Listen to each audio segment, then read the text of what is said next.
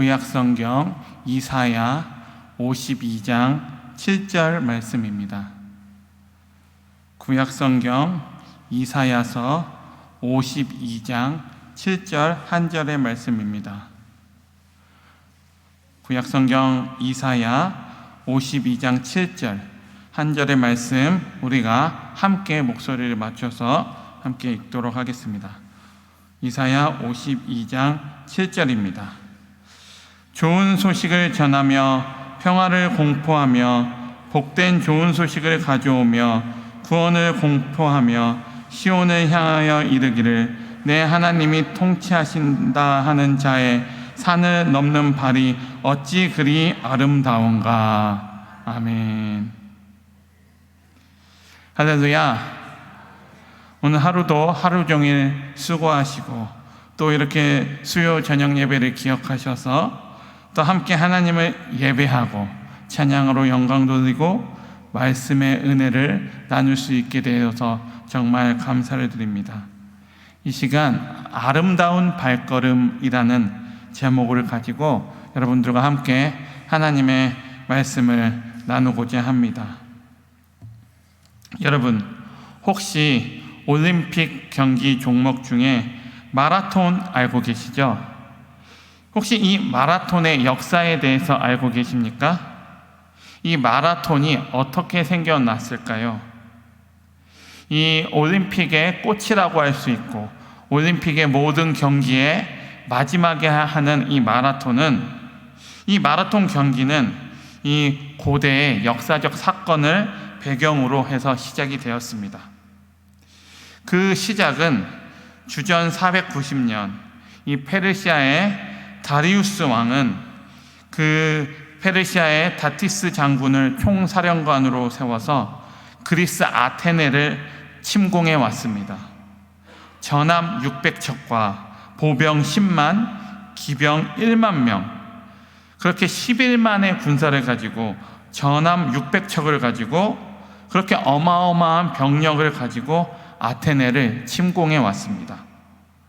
그런데 당시에 이들과 대항한 아테네의 군사는 불과 1만 명밖에 되지 않는 기갑병들이었습니다. 그렇게 11만 명의 그 페르시아의 군대와 아테네의 1만 군대는 도저히 상대가 되지 않아서 아테네는 멸망 직전으로 두려워서 떨고 있었습니다. 그런데 이때에 아테네 군에는 밀티아테스라는 장군이 있었습니다. 이 밀티아테스라는 장군이 그 아테네 군을 이끌고 있었는데, 이 밀티아테스 장군의 지휘하에 이 마라톤이라는 평야가 있었는데, 이 평야에서 페르시아의 군대와 이 아테네 군은 맞서게 되었습니다. 이 밀티아테스 장군은 자기네 군사가 수적으로 열세한 것을 잘 알고 그 페르시아의 군대를, 이 페르시아의 군대를 마라톤 평야로 불러들여서 후퇴하는 척을 하며 교묘한 전술로 페르시아 군을 출구가 없는 협곡으로 이끌었습니다.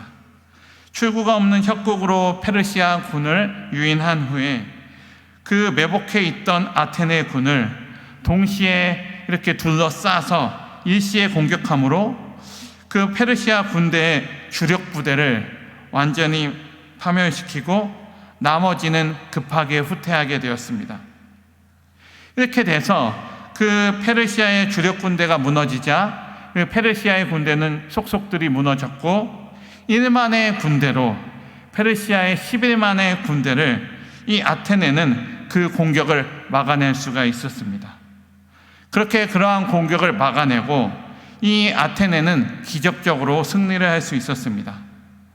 그래서 이 밀티아테스 장군은 두려움에 떨고 있는 아테네 시민들에게 이제 페르시아가 쳐들어와서 우리나라는 끝났구나라고 두려워서 덜덜 떨고 있는 그 아테네 시민들에게 필리피데스라는 사람을 보내어서 우리가 승리했다라는 그 소식을 전해주고자 했습니다. 그래서 이 필리피데스라는 사람은 마라톤 평야에서 아테네까지 40여 킬로를 쉬지 않고 달렸습니다. 그리고 그 두려움에 떨고 있었던 아테네 시민들에게 그 승리의 소식을 수많은 아테네 시민들에게 전해주고 우리가 승리했다라는 그 한마디를 남기고 40여 킬로를 쉬지 않고 달려가서 그 소식을 그 사람들에게 기쁜 소식을 전하고 숨을 거두고 말았습니다. 근데 올림픽이 이 아테네에서 시작되었을 때 이 아테네 시민들은 이 필리피데스의 아름다운 발걸음을 기리기 위해서 이 마라톤 경기를 열게 된 것입니다. 그런데 1974년 아시안 게임이 이란의 테헤란에서 열렸을 때 이 마라톤 종목은 그동안 아시안 게임에서는 항상 그 아시안 게임과 올림픽의 꽃이 마라톤이었는데 1974년 아시안 게임 이란의 테헤란에서 열렸을 때는 이 마라톤이 열리지 못했습니다. 그들은 이 마라톤을 열리지 않은 이유를 역사적인 이유로 거절을 했습니다. 처음 있는 일이었습니다. 그렇게 자기네들은 마라톤을 열지 않겠다라고 이야기했습니다. 그 이유가 무엇이었을까요? 그 이유는 이란 사람들은 페르시아의 후손들이었고 마라톤은 아테네의 승리의 기쁨을 기념하는 것이었기 때문에 마라톤은 개최국인 이란에게는 더 이상 기쁜 소식이 아니었기 때문이었습니다. 자기네들이 패배했던 그러한 경험이었기 때문에 이 테헤란에서 열렸던 이 아시안 게임에서는 이 마라톤 경기가 일어나지 아니하였습니다. 오늘 우리가 읽은 본문에는 이 아테네의 필리피데스와 같이 그 필리피데스가 전한 그 기쁜 소식과 같이 정말로 좋은 소식을 전하는 발걸음이 있다라고 소개하고 있습니다. 오늘 7절에서 이렇게 기록하고 있습니다. 좋은 소식을 전하며 평화를 공포하며 복된 소식을 가져오며 구원을 공포하며 시온을 향하여 이르기를 내 하나님이 통치하신다 하는 자의 산을 넘는 발이 어찌 그리 아름다운가. 네, 7절 말씀에서 복된 소식이 나와 있고 이 복된 좋은 소식이 나오고 있는데 여러분, 이 좋은 소식, 복된 소식이 무엇일까요? 말 그대로 이 좋은 소식, 복된 소식은 바로 복음입니다.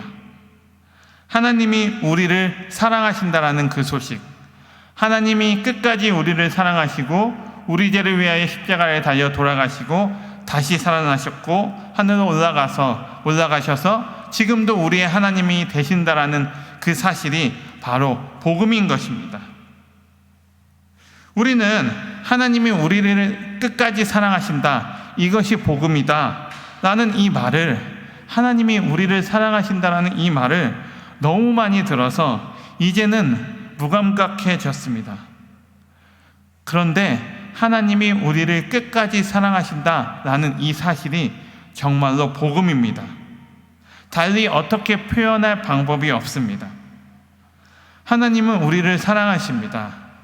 끝까지 우리를 사랑하십니다.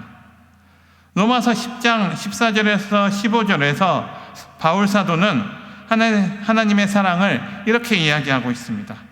이 이사야의 말씀을 이렇게 해석했습니다. 그런즉 저희가 믿지 아니하는 자를 어찌 부르리요, 듣지 못한 이를 어찌 믿으리요, 전파하는 자가 없이 어찌 들으리요, 보내심을 받지 아니하였으면 어찌 전파하리요. 기록된 바 아름답보다 좋은 소식을 전하는 자의 발이여 함과 같으니라. 네, 하나님께 보내심을 받아서 복음을 전하는 자들의 발걸음이 이렇게 아름답다라고 하는 것입니다. 복음 전함을 통해서 복음을 듣고 사람들이 그 복음을 믿고 구원받는 역사가 일어나기 때문에 복음을 전하는 자들의 발걸음이 아름답다라고 성경은 이야기하고 있는 것입니다. 주님께 보냄을 받아서 낯설고 먼 타국 땅에 가서 정말로 자기 민족이 아닌 타인에게도 그 복음을 전하는 선교사님들의 발걸음을 주님께서 아름답다라고 말씀하고 계시는 것입니다. 뿐만 아니라 주님께 보냄을 받아서 지금 우리가 관계하는 모든 사람들에게 예수님의 복음을 전하는 전도자의 발걸음을 주님께서는 아름답다라고 말씀하시는 것입니다. 또 마음속에 늘 전도 대상자를 품고 그 사람들을 위하여 기도하고 그들에게 틈만 나면 복음을 전하려고 노력하는, 주님의 복음을 전하려고 노력하는 여러분들의 발걸음을 주님께서 아름답다라고 이야기하시는 것입니다. 사랑하는 성도 여러분, 아침 일찍 거리에 나가보면 정말 많은 사람들의 수많은 발걸음들을, 저마다 바쁜 발걸음들을 볼 수가 있습니다. 모두가 다들 어디론가 분주하게 달려가고 있습니다. 회사에 출근하기 위해 바쁘게 달려가는 사람들, 공부하기 위해 학교로 바쁘게 달려가는 학생들, 장사를 하기 위해 가게로 바쁘게 달려가는 사람들, 여가를 즐기기 위해 바쁘게 달려가는 사람들, 다 각자 바쁘게 달려나가고 있습니다. 하지만 이 많은 발걸음들 중에서 특별히 주님께서 주목하시는 발걸음이 있습니다. 무엇일까요? 우리가 계속 보고 있지만 바로 주님이 주목하시는 발걸음은 바로 복음을 전하기 위해서 달려나가는 발걸음입니다.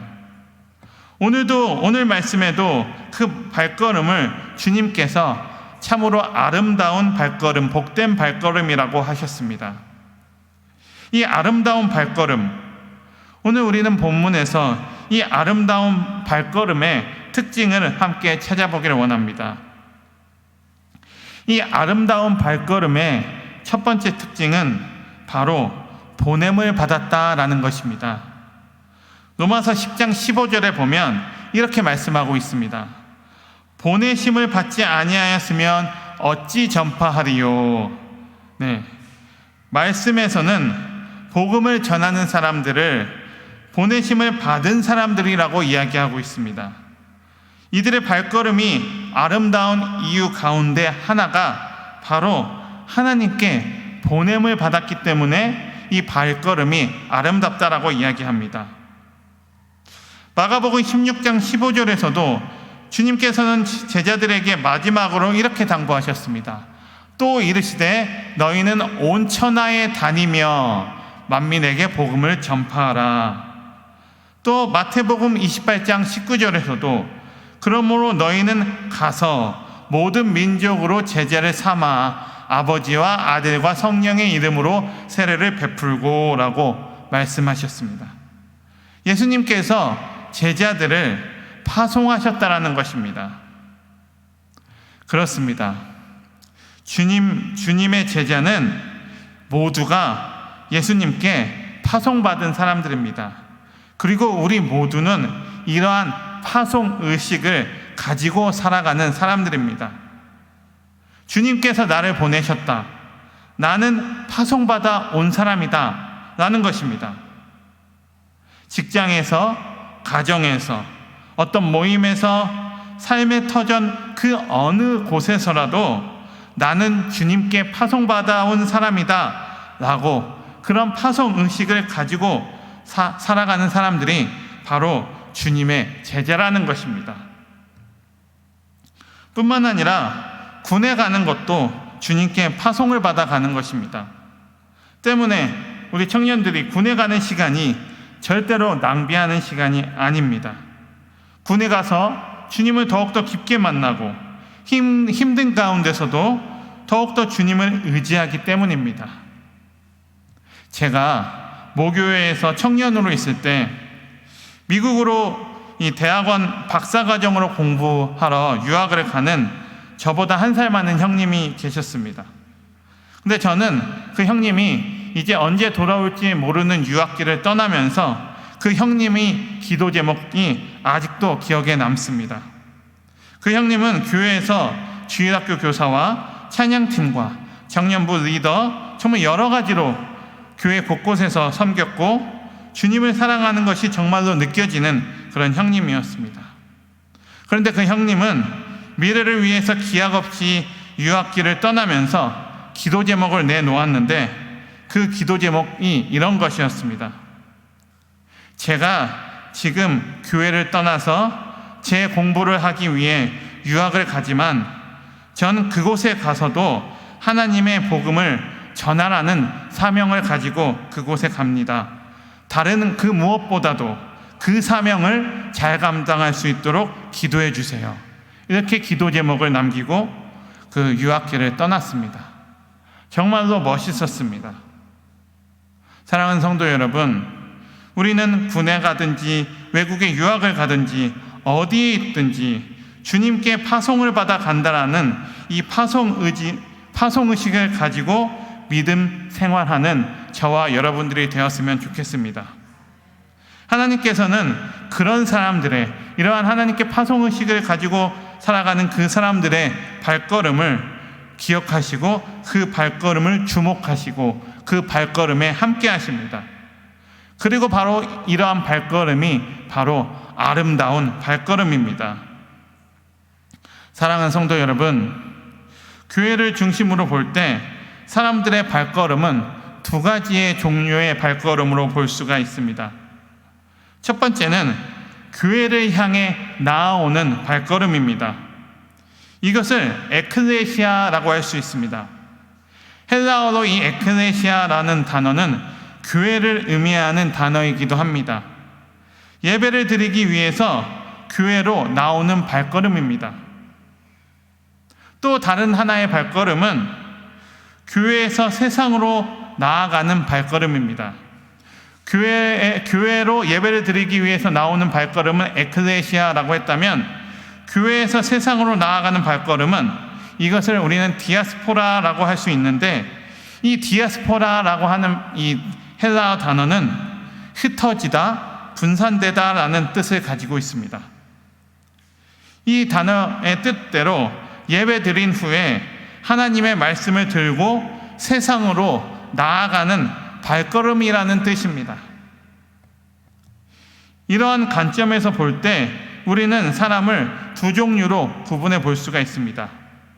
하나는 이 에클레시아가 신앙생활의 전부인 사람들입니다. 이들은 이들의 신앙생활의 최우선적인 초점은 교회에 나와서 예배를 드리는 것입니다. 주의를 지키는 것이 그들의 신앙생활의 가장 중요한 일입니다. 물론 예배를 지키는 것이 정말로 무엇보다 중요합니다. 우리는 이런 사람들을 신자라고 부를 수 있을 것입니다.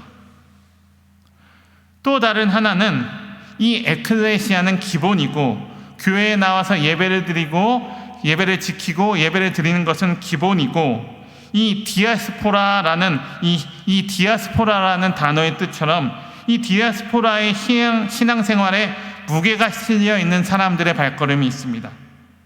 단어의 뜻과 같이 이 사람들은 교회에 나와서 예배 드리는 것만 초점을 맞추는 것이 아니라 교회에 나와서 하나님께 열심으로 예배를 드리고 교회 안에서 머무는 것이 아니라 신앙생활의 주 관심사가 그 말씀을 가지고 세상에 파송받아 복음을 전하고 하나님의 역사를 이루는 것에 그 신앙생활에 초점이 있는 사람들입니다.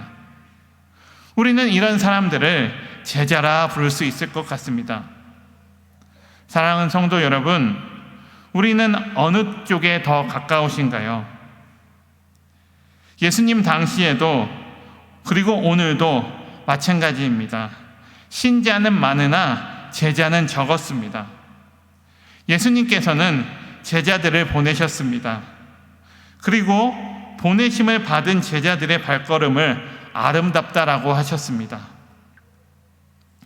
사랑하는 성도 여러분, 주님께서 여러분들을 세상으로 보내셨다라는 사실을 잊지 마시길 바랍니다. 기왕이면 세상에서 제자로 살아가는 저와 여러분들이 다 되길 간절히 소망합니다. 자, 아름다운 발걸음의 첫 번째 특징은 보냄을 받았다라는 것이라고 말씀드렸습니다. 두 번째로 이 아름다운 발걸음의 특징은 복음을 가졌다라는 것입니다. 오늘 말씀을 보면 좋은 소식을 전하며 복된 소식을 가져오며 라고 기록하고 있습니다. 이 발걸음이 아름다운 이유는 그 발걸음이 좋은 소식을 전해주기 때문입니다. 그 발걸음이 좋은 소식을 가지고 와서 복된 소식을 모르는 사람들에게 들려주기 때문입니다. 열왕기하 7장에 보면 사마리아 성에 5 문둥이가 나오고 있습니다. 그들의 상황은 너무나 어려웠습니다. 그래서 그들은 여기서 굶어 죽거나 맞아 죽거나 죽는 것은 매한가지라고 하며 그들은 가만히 있지 않고 이판사판으로 적진인 아람을 향해 나아갔습니다. 그런데 가보니까 적들은 급히 후퇴를 했고 사방에 음식과 기중품들이 널려 있었습니다. 사람들은 두려워서 사마리아 성에서 나오지 않고 있었는데 그 죽음을 각오하고 나가 보니까 이미 군대들은 다 후퇴했고 정말로 많은 음식들과 그런 기중품들이 널려 있었습니다. 그래서 그들은 한동안 정신없이 먹고 온갖 기중품들을 취했습니다. 그러다가 그들은 깨달았습니다. 우리의 행위가 선하지 못하구나. 그래서 모든 일들을 제쳐두고 이 소식을 우리만 알고 있는 것이 아니라 빨리 사람들에게 전해줘야겠다. 그래서 이 아름다운 소식을 사마리아 성에 가서 바로 전달했습니다.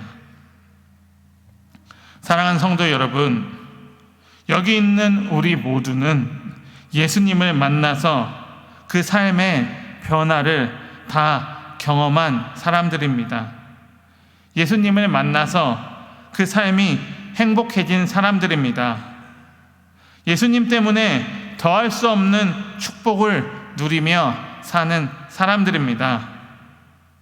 그래서 예수님 없이는 살 수 없는 사람들입니다. 그리고 바로 이 좋은 소식을 우리는 다 가지고 살아가는 사람들입니다. 사랑하는 성도 여러분, 우리가 복음을 전하려면 예수님이 오늘도 나에게 좋은 소식이어야 합니다. 지금도 예수님 때문에 내 인생이 행복해야 합니다. 과거에 예수님 때문에 은혜 받고, 과거에 예수님 때문에 문제 해결받고, 과거에 예수님 때문에 큰 기쁨을 느껴보았고, 이것으로는 복음을 전할 수가 없는 것입니다. 예수님이 여전히 오늘도 지금도 나에게 좋은 소식이어야 합니다. 바로 지금 나는 예수님이 너무 좋다라고 말할 수 있는 사람, 예수님 때문에 인생이 행복하다라고 말할 수 있는 사람, 그런 사람이 바로 좋은 소식을 가지고 있는 사람입니다. 바라기는 우리 성도님들 모두가 그러한 복된 소식을 가지고 예수님이 너무 좋은 그런 복된 소식을 가지고 살아가는 우리 성도님들이 되시기를 간절히 소원합니다. 아멘. 저는 지금 외할머니와 28년째 둘이 살고 있습니다. 부모님은 미국에 살고 계시고, 그래서 지금 외할머니와 지금 둘이 살고 있는데, 예전에 부모님이 한국에 계실 때는 정말로 부족함 없이 살았습니다. 정말로 남부러울 것이 없이 살았습니다. 부모님이 건설회사를 하셔서 정말로 부족함이 없이 살았고, 중학교 때까지 80평 집에 주말마다 호텔 뷔페에서 외식을 하면서 그렇게 부유하게 살았습니다. 하지만 그러다가 이제 나라가 어려워지면서 저희 집의 가세도 기울어지게 되었습니다. 그래서 이제 부모님은 이제 해외로 이제 나가시게 되었습니다. 그래서 그때부터 할머니와 단둘이 살고 있는데, 그렇게 살아가다가 제가 얼마 전에 할머니께 이렇게 한번 물어봤습니다. 할머니, 행복하세요? 예전에 잘 살 때가 행복하세요? 지금이 행복하세요? 이렇게 물어봤습니다. 이렇게 묻자 할머니께서는 단 1초도 망설임 없이 지금이 훨씬 더 행복하다라고 말씀하셨습니다. 정말로 1초도 망설임 없이 지금이 훨씬 더 행복하지 라고 말씀하셨습니다. 저는 할머니가 항상 고생하시고 호강시켜드리지 못하는 것에 항상 마음이 걸려하고 있었는데, 할머니께서는 예전에 잘 살 때보다 지금이 비교할 수 없을 정도로 더 행복하다라고 말씀하셨습니다. 그러니까 그 이유를 물어보니까 예전에는 걱정이 너무 많고 걱정에 둘러싸여서 살았지만 지금은 아무런 걱정이 없고 너무 행복하다라고 하셨습니다. 그래서 저는 과연 그 이유가 뭘까 곰곰이 생각을 해보았습니다. 그 이유를 곰곰이 생각해 보니까 그 이유는 그동안에 여러 가지 어려움과 고난을 통해서 하나님이 우리를 얼마나 사랑하시는지를 깨달았기 때문이라고 생각합니다. 물론 고난이 행복의 필수 조건이라고 말하는 것은 아닙니다. 저희 할머니께서는 항상 전도가 삶이셨는데, 그래서 병원 전도하시고 유치장 전도하시고 택시를 타도 전도하시고 항상 가게를 가도 전도를 하시고 항상 전도가 삶에 배어 계셨는데, 상황이 좋아서 많이 베풀면서 전도를 하실 때보다 삶이 어려웠을 때 전도를 더 많이 하셨다고 합니다. 인간적인 생각으로는 많이 베풀면서 전도를 하면 전도가 더 잘 될 거라고 자기가 생각했는데, 꼭 그렇지 않아도 우리가 열정을 가지고 전도는 하기만 하면 된다라는 것을 깨달으셨다고 합니다. 전도는 하기만 하면 되는구나, 이렇게 깨달으셨다고 합니다. 사랑하는 성도 여러분, 좋은 소식이란 우리 인생의 환경과 조건이 좋을 때만 좋은 소식으로 우리가 간직하는 것이 아닙니다. 인생의 절망적인 상황 속에서도 하나님께서는 늘 우리에게 좋은 소식을 주십니다. 사랑하는 성도 여러분, 지금 주님 때문에 행복하십니까? 지금 여러분의 상황이 어떠하든지 예수님이 여러분들에게 좋은 소식이길 간절히 소망합니다. 마지막으로 이 아름다운 발걸음의 세 번째 특징은 수고를 했다라는 것입니다. 이 아름다운 발걸음의 세 번째 특징은 수고를 했다라는 것입니다. 7절 하반부에 보면 산을 넘는 자의 발이 어찌 그리 아름다운가 라고 기록하고 있습니다. 이 좋은 소식을 전하기 위해 산을 넘었다라는 것입니다. 그 당시에 교통수단이 발달하지 않았을 시절에 이 산을 넘었다라는 것은 난관을 극복했다라는 뜻이고 큰 수고를 했다라는 뜻입니다. 서두에 말씀드린 아테네에 사신 필리피데스가 좋은 소식을 전하기 위해 40km가 넘는 그 먼 거리를 쉬지 않고 정말 그 소식 하나, 아테네가 승리했다라는 그 소식을 전하기 위해 쉬지 않고 달렸고, 전쟁에 승리했다는 그 소식을 전하고 끝내 숨을 거두었던 것처럼 그렇게 수고를 해야 한다는 것입니다. 물론 우리가 목숨을 바치자는 이야기는 아닙니다. 마태복음 10장 16절에 보면 예수님께서 제자들을 파송하시면서 이렇게 말씀하십니다. 보라, 내가 너희를 보냄이 양을 이리 가운데로 보냄과 같도다 라고 이야기하고 있습니다. 제자들이 지금 좋은 소식을 가지고 사람들에게 복음을 전하러 나가는데, 예수님이 제자들을 파송하고 계시는데, 그 파송하는 그 제자들에게 예수님은 그 사람들을 보내는 마음이 마치 양을 공격하는 이리처럼 너네들이 복음을 전하면 그 복음을 받아들이는 사람이 양을 공격하는 이리처럼 굴 것이라고 말씀하시는 것입니다. 그리고 17절 이하에는 그 내용이 자세하게 나오는데, 사람들을 상가라, 그들이 너희를 공회에 넘겨주겠고 그들의 회당에서 채찍질하리라, 이렇게 나오고 있습니다. 그러니까 좋은 소식을 전하는 사람들을, 그 복음 전하는 것을 사람들이 심하게 핍박할 것이라고 예수님이 말씀하고 계시는 것입니다. 사랑하는 성도 여러분, 왜 좋은 소식을 전해주는 사람들이 핍박을 하게 되는 것일까요? 왜 좋은 소식을 전해주는 사람들은 핍박할까요? 그 이유는 간단합니다. 아직 그 복음을 몰라서 그런 것입니다. 고린도전서 1장 23절에 보면 이렇게 나와 있습니다. 우리는 십자가에 못 박힌 그리스도를 전하나 유대인에게는 거리끼는 것이요 이방인에게는 미련한 것이로되 라고 기록하고 있습니다. 여기서 좋은 소식을 듣고 사람들이 보이는 반응이 두 종류라는 것을 이야기하고 있습니다. 하나는 이미 다른 종교를 가지고 있는 사람들의 반응입니다. 저들에게 좋은 소식은 거리끼는 것이라고 이야기하고 있습니다. 공동 번역을 보니까 거리끼는 것을 비위에 거슬리는 것이라고 번역하고 있습니다. 그러니까 다른 종교를 믿는 사람들은 이 좋은 소식을 들을 때 비위에 거슬려 한다는 것입니다. 그 이유는 그들의 심령 속에 이미 우상이 자리 잡고 있기 때문입니다.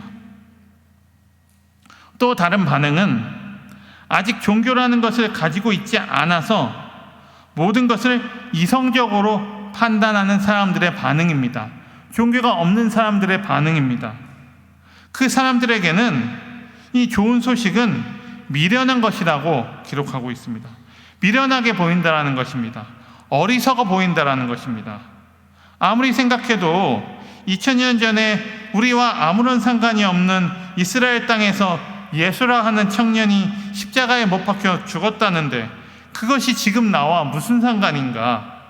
왜 그를 그리스도 주라고 불러야 하는지도 이해할 수 없고, 그래서 그냥 그것은 이야기일 뿐이고 바보처럼 보인다라는 것입니다. 미련하게 보인다라는 것입니다. 그런데 지식인은 예의상 공부를 한 사람들은 예의상 바보라고 할 수 없으니까 바울을 신문했던 베스도도 이 예수님께 이 바울에게 베스도도 미련하다라고 이야기하고 미쳤다라고 이야기했습니다. 그냥 그 복된 소식, 좋은 소식을 전하는 사람이 바보처럼 보인다라는 것입니다. 하지만 그들이 영적으로 더 무지한 것입니다. 사랑하는 성도 여러분, 우리가 이렇게 좋은 소식을 전해줄 때 사람들은 비위에 상해하거나 어리석거나 미련하다라고 반응을 보입니다. 그리고 계속 복음을 전하면 핍박을 가해옵니다. 기존의 좋은 관계도 깨뜨립니다. 그런데 이러한 핍박을 견디며 그래도 계속해서 복음을 전하려니까, 그렇게 힘이 든데도 우리가 복음을 전하려고 노력하니까 그것이 마치 산을 넘는 것과 같은 큰 수고를 하게 된다는 것입니다. 그래서 이 복된 소식을 전하는 자의 발걸음은 수고가 필요하다는 것입니다. 그런데 여러분, 이 큰 수고를 할 때 우리는 절대로 혼자가 아님을 꼭 기억하시길 바랍니다. 마태복음 10장 19절 이하를 보면 주님께서 이렇게 말씀하셨습니다. 너희를 넘겨줄 때에 어떻게 또는 무엇을 말할까 염려하지 말라. 그때에 무슨 말할 것을 주시리니 말하는 이가 너희가 아니라 너희 속에서 말씀하시는 자 곧 너희 아버지의 성령이시니라. 아멘.